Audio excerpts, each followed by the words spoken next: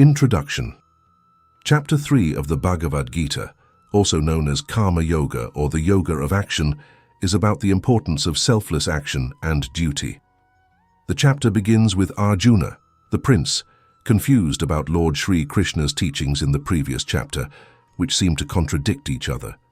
Sri Krishna then explains that life requires action and that there are two paths for different types of people: Jnana Yoga, the path of philosophical analysis; Karma Yoga, the path of detached action. Om Namo Bhagavate Vasudevaya. Gita chapter 3 Shlokas 1 and 2. Arjuna says to Sri Krishna, O Janardhan, if you consider knowledge to be superior to action, then why do you ask me to fight this terrible war? I am confused by your apparently contradictory words. Please tell me definitely the one path by which I may attain the highest goal. Shloka 3. Sri Krishna says to Arjuna, O sinless one, in the ancient times, two paths leading to spiritual enlightenment has been spoken by me. Jnana Yoga for the followers of the path of knowledge, and Karma Yoga for the followers of the path of action. Shloka 4. Sri Krishna says, one cannot achieve freedom from the reactions of karma by merely giving up all kinds of action or by abstaining from work, nor can one attain perfection of knowledge by mere physical renunciation.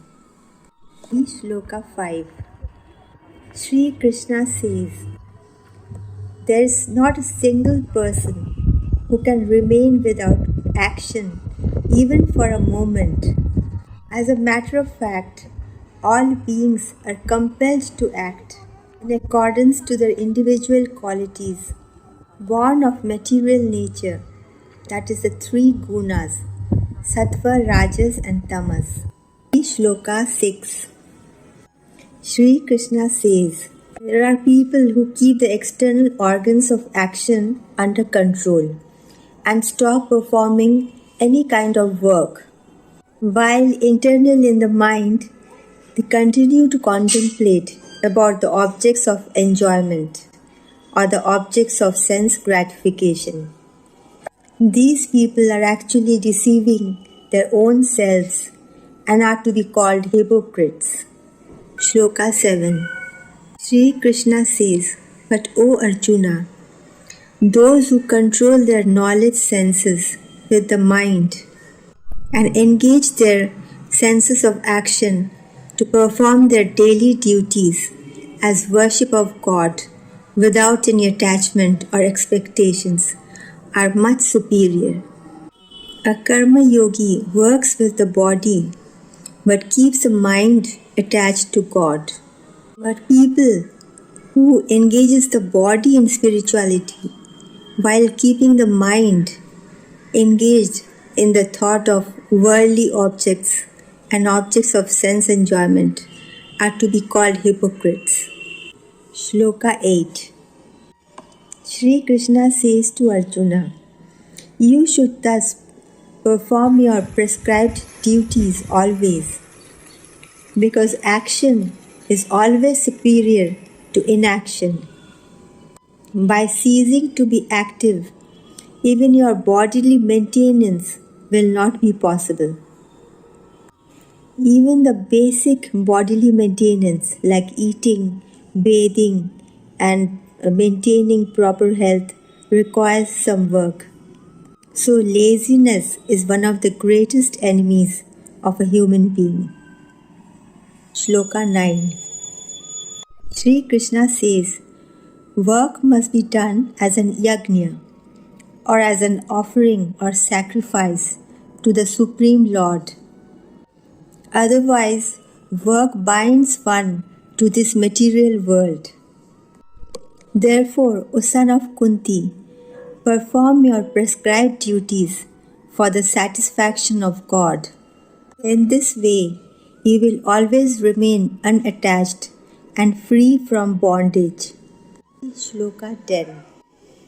In the beginning of creation, Brahma created all beings along with their individual duties and said, "You shall prosper when you perform your prescribed duties as an yajna or as a sacrifice or an offering to the Supreme Lord, and in return you shall be granted all that you wish for." We are all an integral part of the entire system of God's creation, and when we perform our individual duties perfectly as worship of God, then the whole system is benefited along with our own selves. Shloka 11. Sri Krishna says, when we perform our individual duties as an yajna or as worship of God, all the demigods or devatas will be pleased. And by the cooperation between humans and the devatas, great prosperity will reign for all. The devatas like Indra, the god of rain, Vayu, the god of air, Varuna, the god of the oceans, Agni, the god of fire, etc., are all in charge of taking care of God's creations. In the modern perspective, we can see that when we give back to nature by taking care of our environment, we in turn will be blessed with bounties of nature. Shloka 12. Sri Krishna says that devatas, being satisfied by the performance of our individual duties as an yajna or a sacrifice, will grant us all the desired necessities of life. But those who enjoy what is given to them without making offerings in return are indeed thieves. Shloka 13. Sri Krishna says, people who are in the spiritual path always eat food that is first offered in sacrifice and are released from all kinds of sin. But others who cook food only for their own enjoyment verily eat only sin. Shloka 14. Sri Krishna says, food is required for the survival of all living beings, and food is produced by rains. He says, rains come from the performance of sacrifice or yajna, and yajna means to perform our individual duties or our prescribed duties perfectly. In the modern context, we can say that when we sustain nature by taking care of our environment, nature sustains us. Shloka 15. Sri Krishna says, the duties of all human beings are described in the Vedas, and God Himself has manifested the Vedas. So when human beings perform their duties perfectly as an yajna or sacrifice, the all-pervading Supreme Lord is eternally present in this act of yajna or sacrifice. Shloka 16.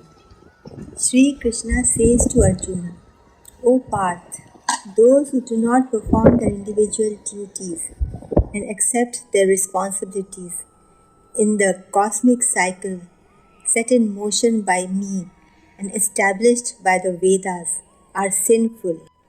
These people live only for enjoyment that pleases their senses, and indeed their lives are in vain. We all have our duties and responsibilities towards our family, society, and so on. Some selfish people neglect their duties and responsibilities and live only to enjoy their own lives. Krishna says, these people are sinful and their lives are in vain. Shloka 17. Sri Krishna says that we all have duties, but the only exception is a self-realized person who rejoices in the self. This spiritually enlightened person is fully satisfied in the self and has no material desires.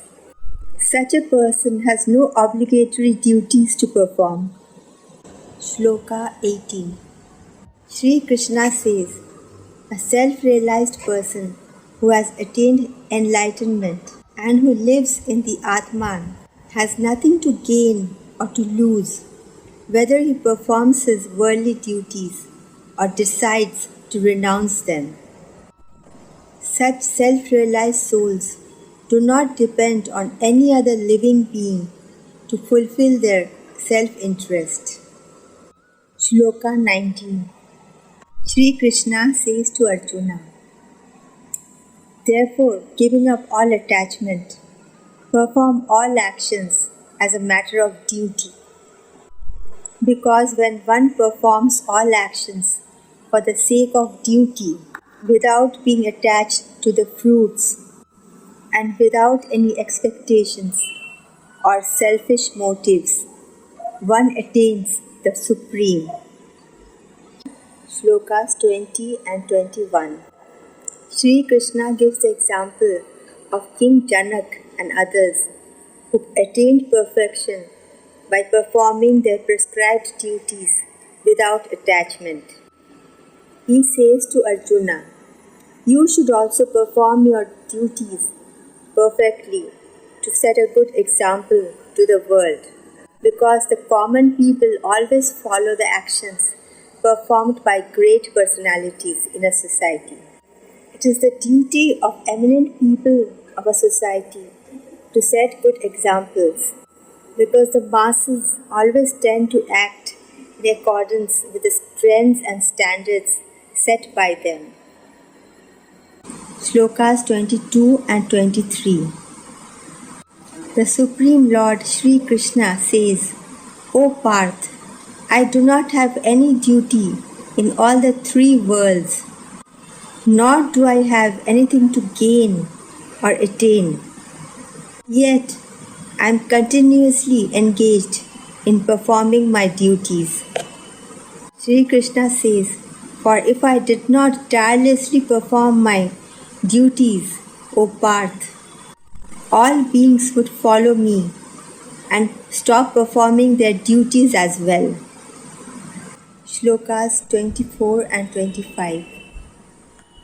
Sri Krishna says, if I cease to perform any actions, all these worlds would perish, and I would be the cause of chaos and confusion and the destruction of all beings. He says to Arjuna, O descendant of Bharata, as the ignorant people perform their duties with attachment to the results, so should the wise act for the welfare of the world.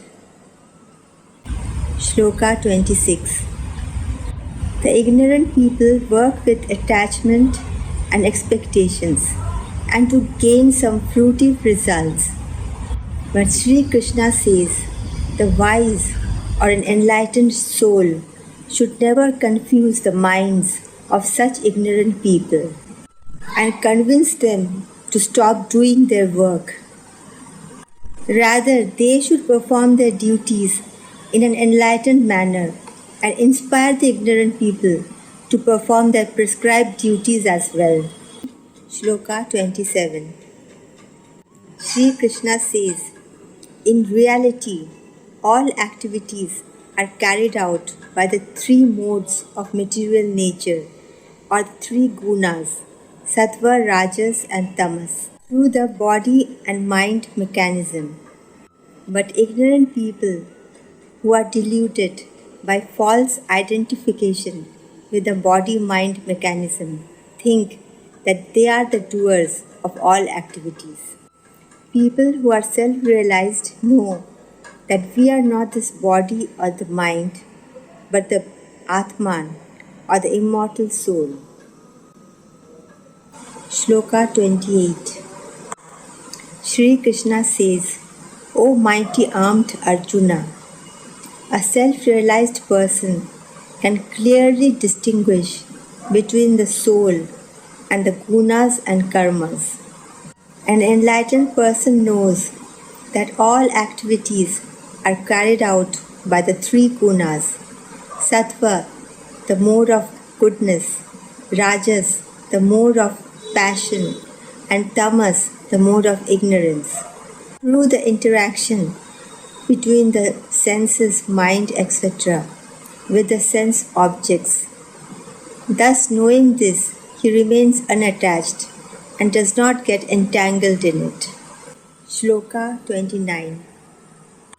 Sri Krishna says, the ignorant people get bewildered by the three modes of material nature or the three gunas. They are engaged in various material activities and think they are the doers and get attached to the results. But the wise who know the truth should not confuse them or unsettle them. Rather, they should encourage them to do their duties well and in an ethical manner.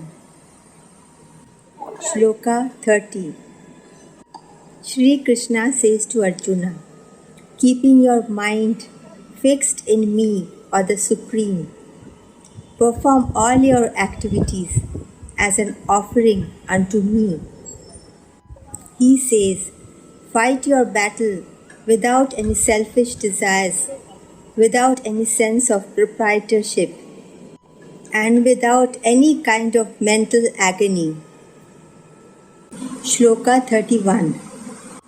Sri Krishna says to Arjuna, those who execute their duties according to my instructions and follow my teachings with profound faith, without any envy or fault finding, are freed from the bondage of fruitive actions or karma phala.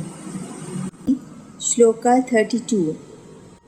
Sri Krishna says, but those who criticize my teachings and do not follow them are considered to be bereft of all knowledge.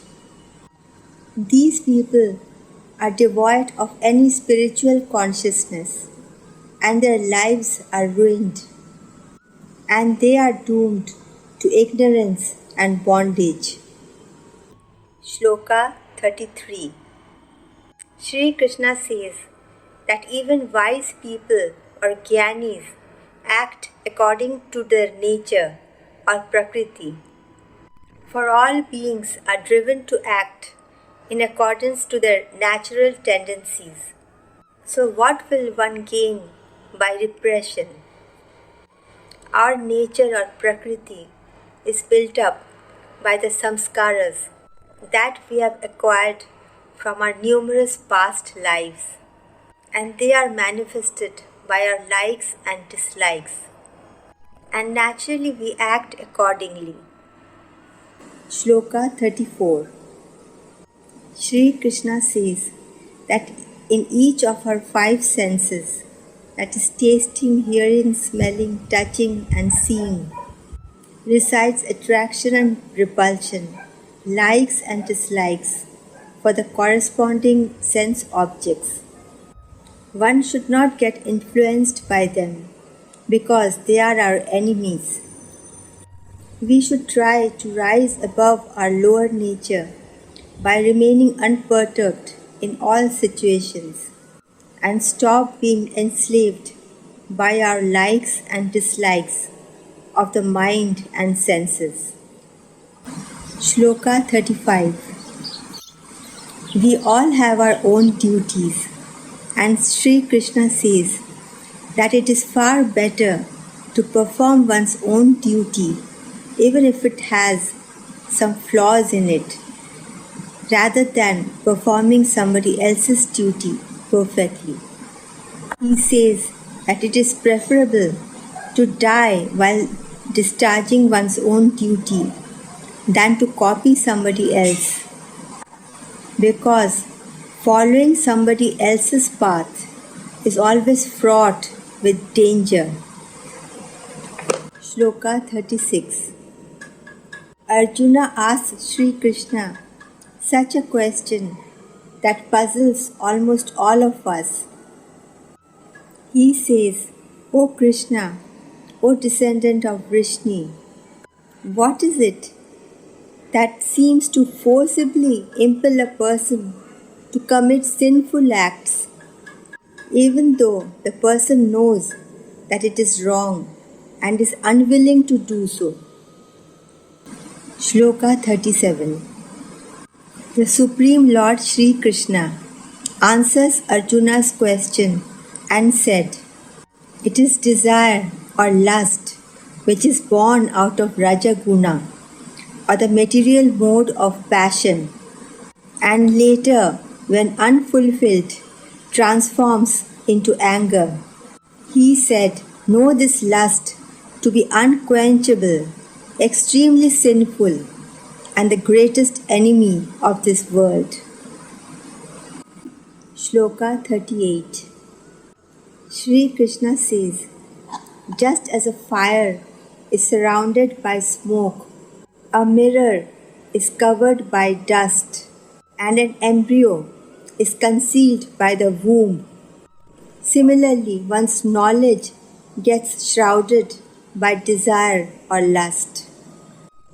Lust for money, lust for name and fame, lust for political power, etc. shrouds a person's knowledge or jnana and makes him commit sinful acts, although he knows that it is wrong. Shloka 39. Sri Krishna says to Arjuna, O Kaunteya, the true knowledge or jnana of the wise or the jnani is covered by his eternal enemy, lust or desire. This lust burns like fire and can never be satiated, just as the fire cannot be satiated by pouring ghee onto it. Similarly, lust cannot be fulfilled by enjoying the sense objects. Rather, the thirst for sense enjoyment increases and can never be fully satisfied. Shloka 40. Sri Krishna says that the senses, the mind, and the intellect are the dwelling places of this desire, lust, or karma. Through them, desire or lust covers one's knowledge or jnana and deludes the embodied soul. Shloka 41. Sri Krishna says to Arjuna, O best of the Bharatas, in the very beginning, bring the senses under control, which is the primary dwelling place of lust or desire, and slay this enemy called desire or lust, because this lust is the embodiment of sin and destroys one's jnana vijnana, or knowledge and realization. Shloka 42. In this shloka, Sri Krishna teaches Arjuna about the hierarchy of the 5 realities. He says that the 5 knowledge senses are superior to the gross body, and superior to the senses is the mind. Beyond the mind is the intellect, and even higher than the intellect is he, the soul, or the Atman. Shloka 43. Sri Krishna says, O mighty armed Arjuna, thus knowing the soul or the Atman, which is our true self, to be higher than the intellect, mind, and senses, which constitutes our lower self, one should control the lower self by the higher self, and by spiritual strength destroy this formidable enemy called lust or desire, which is indeed very hard to conquer. Jai Shri Krishna.